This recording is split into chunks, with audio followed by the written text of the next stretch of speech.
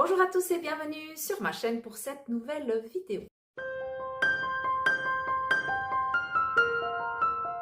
J'espère que vous allez tous très bien. Je vous retrouve aujourd'hui avec grand plaisir pour un update lecture.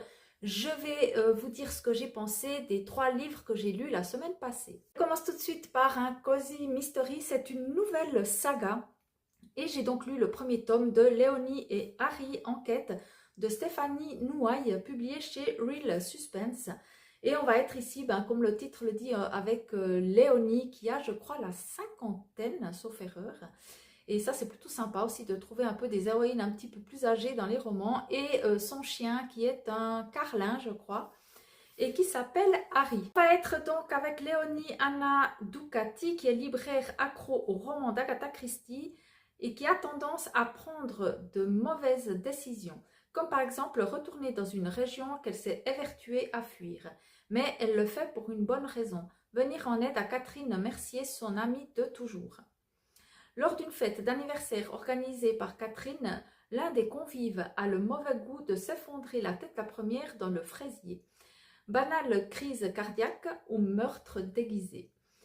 Le flegmatique capitaine Lambert semble opter pour la deuxième possibilité, même si tuer quelqu'un au nez et à la barbe de tous demande une bonne dose de culot et surtout de préméditation. À la façon d'Hercule Poirot ou de Miss Marple, Léonie se lance bille en tête dans cette enquête. Sa mémoire hors norme et son goût prononcé pour les romans policiers lui suffiront-ils à résoudre cette énigme? Et surtout, la protégeront-ils du danger qui rôde? Alors, Léonie est aussi savoureuse qu'un bon fraisier et aussi curieuse que son chien Harry. Lancez-vous sur la piste du coupable et laissez-vous prendre au jeu d'Agatha Christie. Alors, c'est vrai que dans ce livre, il y a énormément de références à Agatha Christie et ça, c'était plutôt sympa. Et il y a cette Léonie qui a quand même cette capacité de mémorisation des choses qui est assez surprenant et qui, voilà, ça l'aide beaucoup dans son enquête.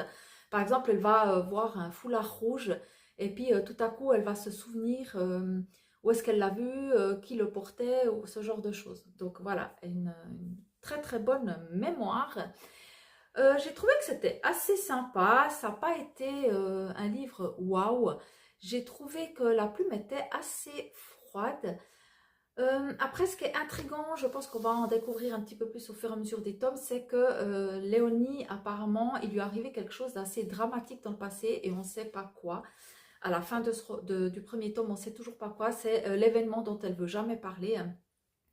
Et puis voilà, ça je pense que c'est dans la personnalité du personnage. Et nous, lecteurs, on a quand même envie de savoir qu'est-ce qui s'est vraiment passé dans son passé. Elle a vraiment l'air d'avoir subi quelque chose de traumatisant. Et voilà. Après, au niveau de l'enquête, j'ai trouvé que c'était au début un peu plus... C'était carrément plus mené par la copine que par Léonie. Donc ça m'a un petit peu surprise parce que sa copine, comment est-ce qu'elle s'appelle? Je ne sais plus, Catherine, je crois. Elle était beaucoup plus investie, on la voyait plus au devant de la scène. Et après, gentiment, elle s'efface et c'est plutôt Léonie qui passe au devant de la scène pour l'enquête. Est-ce que c'est voulu par l'autrice ou est-ce que c'est, voilà, ça fait peut-être partie d'un déséquilibre dans la narration, je ne sais pas trop. Mais voilà, c'était bien, c'était sympa, j'ai passé un bon moment, surtout que c'était pas trop long, donc vite lu. Et je lirai très certainement le tome 2 lorsqu'il sera parti. Ensuite, je vous parle du mystère Michel Bussy. Parce que moi, de tous les Bussy que j'ai lus, il y en a un qui m'a marqué. Ça avait été un immense coup de cœur. Et encore maintenant, je m'en souviens très bien. J'adore ce livre. Je pense le relire un jour. Il s'agit de Nymphéa Noir. Et quand est paru Les Assassins de l'Aube, j'ai entendu des avis vraiment très bons, comme quoi c'était vraiment très bien, que c'était presque un de ses meilleurs romans et tout. Et j'étais très curieuse de voir s'il allait surpasser Nymphéa Noir. On va être en Guadeloupe, sur une île paradisiaque, terre de tous les dangers. Sous le soleil des Caraïbes, 3 touristes sont retrouvés assassinés. Un harpon de plongée planté en plein cœur. 3 meurtres commis à l'aube, accompagnés d'une mise en scène macabre et glaçante. Pourtant, aucun lien n'unit les victimes qui séjournaient pour la première fois sur l'île. Plus étonnant encore, un étrange vieillard prédit à chaque fois les crimes dans leurs plus imprévisibles détails. Magie noire ou machination diabolique. S'engage alors pour le commandant Valric Cancel et ses 2 adjoints une course contre la montre dans une île au bord du chaos. Jusqu'où les entraînera leur enquête vertigineuse. Alors, qu'est-ce que j'en ai pensé? Alors, j'ai bien aimé, Michel Bussy a réussi à me happer avec cette histoire, donc je l'ai lu assez vite, hein. Je crois qu'en deux jours, je l'avais dévoré. Les personnages sont bien aussi, le suspense est là, donc vraiment on a envie de savoir, on a envie de tourner les pages. En plus, c'est des chapitres très courts, entre 2, 3, 4 pages maximum. Donc voilà, la construction du roman fait qu'on a vraiment envie d'avancer et de connaître le dénouement de l'histoire. Après, on a voilà, cette ambiance en Guadeloupe avec le soleil. Donc vraiment, ce bouquin pour l'été, il est parfait. Il est d'ailleurs sorti en poche, si ça vous intéresse, ou il est sur le point de sortir. Par contre, j'ai trouvé le dénouement un petit peu tiré par les cheveux. Enfin, à force de vouloir faire des rebondissements, ça tue le rebondissement, je trouve. Et c'est un peu ce qui m'a gênée ici, malgré que j'ai beaucoup aimé ma lecture, soyons clairs. Mais sur la fin du roman, j'ai trouvé que trop de rebondissements tuaient le rebondissement. Alors, il n'a pas détrôné Nymphéa Noire, ça reste pour moi mon roman chouchou de l'auteur. Mais voilà, une fois de plus, j'ai quand même passé un super moment de lecture et je vous le recommande. Pour terminer, dans cette vidéo update lecture, on a un coup de cœur.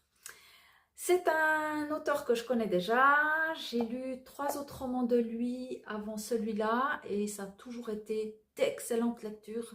C'est devenu un de mes romanciers préférés, on est dans la littérature plutôt classique américaine et je vous parle de John Steinbeck. J'ai lu Des souris et des hommes dans une édition folio, donc édition poche. C'est un court roman de même pas 180 pages, je crois que c'est pas le plus court que j'ai lu, je crois que La Perle était un peu plus court même encore, que j'avais aussi beaucoup aimé pour son côté un peu moral de l'histoire. Et Des souris et des hommes a été waouh, une grosse claque. Alors, pour le résumé, on va être avec 2 hommes. L'un s'appelle Lenny et l'autre s'appelle George. Et on commence l'histoire, on les suit, ils se rendent en fait sur une exploitation agricole pour y trouver du travail. Enfin, ils ont déjà du travail, ils sont attendus, c'est ça.